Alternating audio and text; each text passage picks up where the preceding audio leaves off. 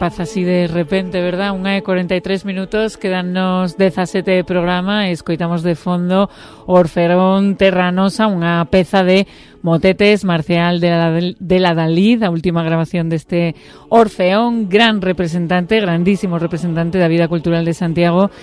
Bueno, música para acompañar aquí a presenza de 4 componentes da entidade que está celebrando o seu 60 aniversario. A cabeza o presidente José Fernández Calvo. Que tal, José? Benvido. Hola, bo día. E tamén o director musical Luis Martínez. Que tal? Bo día. Bueno, e 2 integrantes, a ver quen fai as presentacións.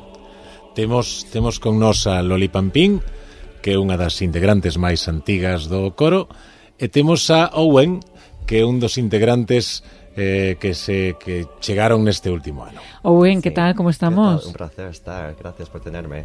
Bueno, o teu acento, ademais do nome... Non é daqui, clarísimo. Son irlandés. Irlandés. Sí. E como así que entraches no Orfeón? Como foi esa aterraxe? Sí, teño unha amiga, Irene, que é música, profe de música, está no coro, e invitoume a entrar, porque antes no meu colexio en Irlanda cantaba nun coro. Que tal está a ser a experiencia? Moi boa experiencia. Levo pouco tempo, desde xaneiro, pero é un coro moi diverso, moitas idades, moita xente de distintos países, de feito. É moi guai, gustame moito. Bueno, un gusto escoitar en galego tamén a Owen. Loli, esta xente nova, esta sabia nova, imagino que revitaliza tamén a Orfeón de cando en vez. Pois sí, a verdade é que fai moita falta, estamos xa os maiores xa estamos pensando en retirarnos, entonces temos que deixar unha boa base para os novos que entran. Non será verdade. Bueno, estamos aí. Voces sempre fan falta entón, José? Sí, sempre. De feito, temos abertas durante todo o ano para a apertura de voces para xente que se queira incorporar ao Orfeón, e sempre hai que renovar, evidentemente, para que non sexa un coro estático e xa de todas as idades, xente. Claro, e a proba foi moi dura, Owen? Non, que va, é que eu entrei por nepotismo, entón non fixen audición. Pero podría. Ajá, as entretelas do Orfeón Terranosa. Non vai por aí, Santiago. Bueno, talento hai, ¿no, Luis? Sí, talento hai.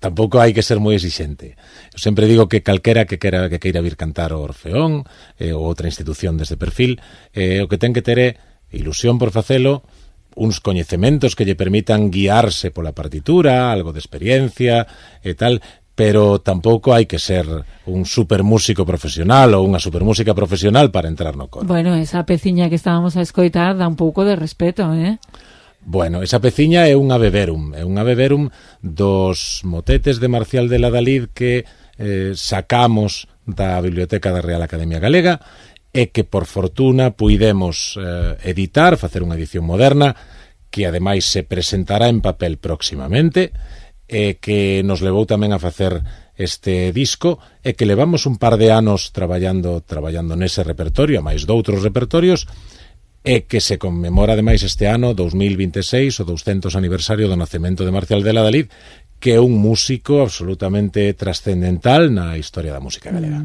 A edición deste disco é tamén importante, forma parte da celebración do 60 aniversario. Falemos do arranque, dos principios. O Orfeón Terranosa foi fundado polo franciscano Manuel Feijóo no ano 1966, que sabemos daqueles comezos. Pois foron os comezos no convento de San Francisco en Santiago. De feito, do que no Hotel San Francisco hai unha cafetería que se chama Orfeón Terranosa, dedicada precisamente a que a fundación foi ali. O padre Feijóo foi unha verdadeira institución vocal e musical en Santiago.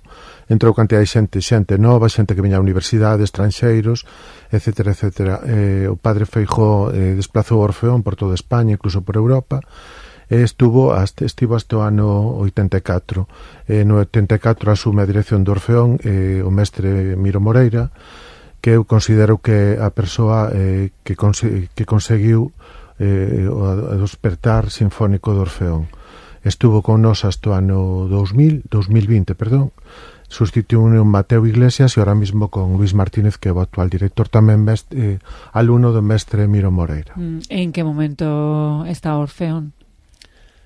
A nivel vocal, a nivel sociolóxico, poderíamos decir tamén, porque as cousas van mudando, o mundo vai mudando. Isto cambia moito constantemente, pero eu creo que estamos nun momento interesante. Houbo determinados feitos na historia da agrupación que foron condicionando o seu desenvolvemento. Despois, cando remata unha etapa, como foi o caso da etapa do mestre Miro Moreira, sempre hai certas dificultades e ademais coincidiu tamén co COVID, que foi especialmente perxudicial para todas as agrupacións vocais. Pero con todo iso agora estamos nunha etapa de reforzar novamente todos os lazos con outro tecido cultural, buscar a maneira de chegar a alianzas con empresas privadas ou con institucións para crear unha programación cada vez máis estable. Temos xente, temos 40 e tantos cantantes, homes e mulleres, que están con moita ilusión por facelo ben. Temos unha dinámica de ensaios máis ou menos habitual e, ademais, temos unha maneira de programar, polo menos tal e como eu o concibo, que conxuga obras do gran repertorio. Acabamos de interpretar hai uns meses o Requiem de Mozart, con estreas e con música galega. Pois acabamos de estrear tamén un Magnificat do Padre Martini dentro dun proxecto europeo coa Sociedade Vocal Euridice de Bolonia, que sacamos tamén un par de concertos aquí. Estamos sacando agora para o 60 aniversario, que igual falamos despois disto, repertorio moi pouco interpretado en España e en Galicia. Estamos con esta dinámica de programación de traer música nova, música non moi escoitada, música galega, e tamén, por suposto, grandes clásicos. E como decías, en colaboración sempre con outras entidades culturais como a Real Filarmonía de Galicia.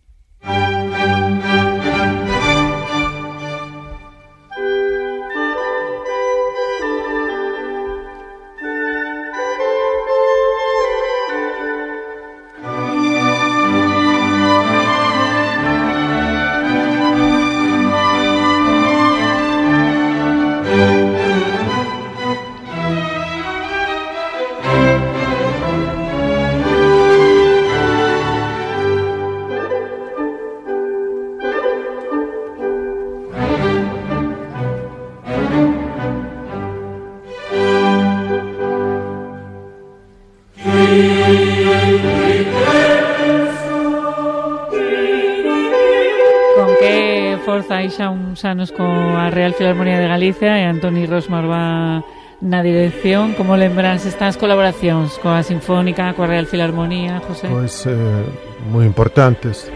Eu recordo a primeira vez que actuamos coa Orquesta Sinfónica de Galicia con Víctor Pablo, A vida breve de Manuel de Falla.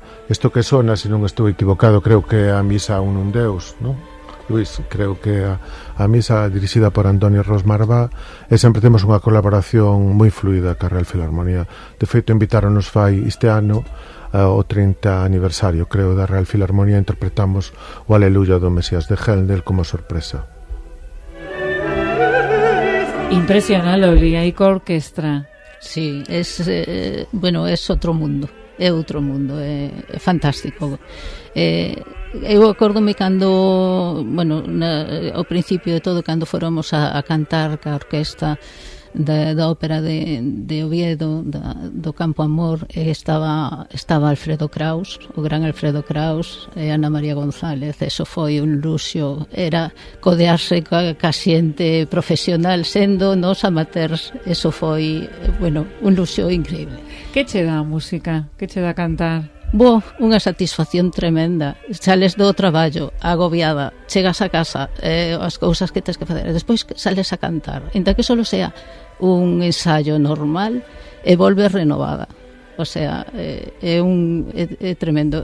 Hubo unha época que non puden ir por culpa da enfermedade da miña nai e tal, e foron uns meses tremendos, pero cando volvín con máis forza, relajante total. O sea, eso non queres o sinasio, nin queres pilates, queres cantar Orfeón e nada máis. E para ti, Owen, que cantar, que a música? Pois eu sinto-me moi privilexiado neste coro, porque claramente é un coro con moita historia, moito patrimonio cultural en Santiago, entón para min iso e tamén é comunidade. Tamén pasei unha etapa na miña vida que deixei a música, entón estou encantada de volver. Bueno, pois o Orfeón forma ademais parte da vida cultural de Santiago. Queredes ocupar o vosso espazo, por eso estades tamén celebrando por todo alto o 60 aniversario. Falemos do concerto. Sí, como decía Luis antes, estamos cunha obra que as últimas palabras de Cristo, de Saverio Mercadante.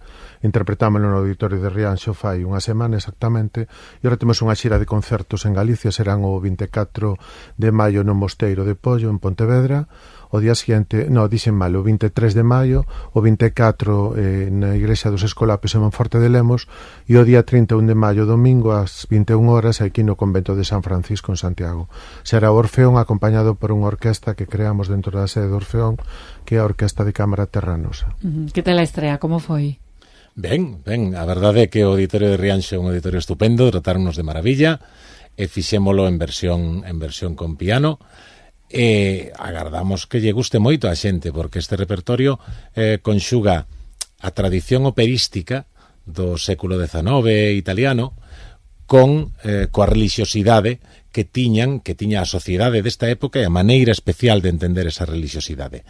Entón, realmente, esta obra de Saverio Mercadante, Le sette ultime parole, foi unha obra que, para que vos fagades unha idea, foi o oratorio máis editado na Italia do seu tempo. Tivo un exitazo. Ata Puccini, que é un compositor bastante, 50 anos máis tardío, falaba do magnífico oratorio de Mercadante. Hoxe en día caeu toda esta estética de principios do século XIX en Italia, caeu un pouco no olvido, porque as tradicións cambian, as modas cambian, a musicoloxía ten outro tratamento diferente desta música, pero é como unha pequena ópera metida neste oratorio de cerca de 40 minutos, no que hai unha área de tenor absolutamente magnífica que gravou Pavarotti moitísimas veces, hai un dúo de tenor e barítono verdadeiramente notable, hai un área de soprano concertante con violonchelo estupenda, e hai uns coros con moitísima forza que ademais teñen unha extraordinaria complexidade, porque requiren de moito control, requiren de moita diferencia de dinámica en canto a fortísimos, en canto a pianísimos casi inaudibles, e que exixen ademais unha tesitura moi aguda, exixen especialmente para as voces masculinas, é realmente unha obra moi dura e que require moito control vocal. E ademais rodeamos esta obra de Mercadante con música de Donizetti, que é un compositor famosísimo por todas as súas óperas, pero que compuxo unha serie de pezas sacras moi interesantes. Temos dous fragmentos, unha fuga coa que se remata o concerto dunha complexidade enorme, e tamén unha pequena peza introductoria, e ademais traemos música inédita que transcribimos do Conservatorio de Milán, de Cingarelli, que era o mestre de Mercadante, e temos tamén unha pequena homenaxe a Arriaga, un compositor español magnífico que se homenaxea tamén agora no ano 2026, o 200 aniversario do seu nacemento, e unha peza que compuxo Puccini para o 5º aniversario da morte de Giuseppe Verdi, encargada pola editorial Ricordi, un requiem absolutamente sereno. E vos que tedes os premios Serenidade, verdade? Pois isto é serenidade absoluta, unha peza magnífica inicialmente feita para órgano, viola, solista e coro, que traerá un momento de verdadeira espiritualidade. Bueno, pois xa temos moitas ganas de asistir a ese concerto. Dende logo, falabas antes, Luis, da recuperación do patrimonio musical galego. Esa tamén é unha responsabilidade, José, do Orfeón. Sí. Bueno, pois aportar o seu grao de area a que ese patrimonio musical non se perda e se interprete, se cante. Sí, de feito, desde os inicios do fundador, o padre Feijóo ocupouse moitísimo na recuperación da música tradicional, música non só tradicional popular galega, sino tamén música culta, os archivos das catedrais de Santiago, etcétera, etcétera. Foi unha labor moi importante que se desenrolou e que se sigue desenrolando ahora mesmo co actual director musical. Como ves o Orfeón a medio longo prazo no futuro? Que te gustaría? Que me gustaría, pues, que siga como está ahora mismo. O que decía Luis antes, houve un impasse no tempo da pandemia, cando pensamos que o Orfeón iba a desaparecer, loitamos para que non desaparecese, levamos moitos anos, moitos de nós, cantando no Orfeón, e ahora mesmo estamos nun momento bon, ca colaboración cas institucións, as sociedades filarmónicas, o Concello de Santiago, e ben, non ahora mismo creo que non podemos pedir máis que a ter moitos programas, seguir facendo música que é o que nos gusta e o que nos motiva. Non, eu pido outra cousa, que quede Loli e que veñan moitos como Owen, sí, non? Que veña xente de mediana idade, por así decirlo. Mellora de renovación é importante. Bueno, pois moitísimas grazas aos 4, parabéns, Loli, Owen, José, Luis, graciñas pola visita á radio, e que pasedes, bueno, moi bo concerto a fin de mes, e que o total dos da xira sexan un éxito, graciñas. Gracias. Gracias a vos.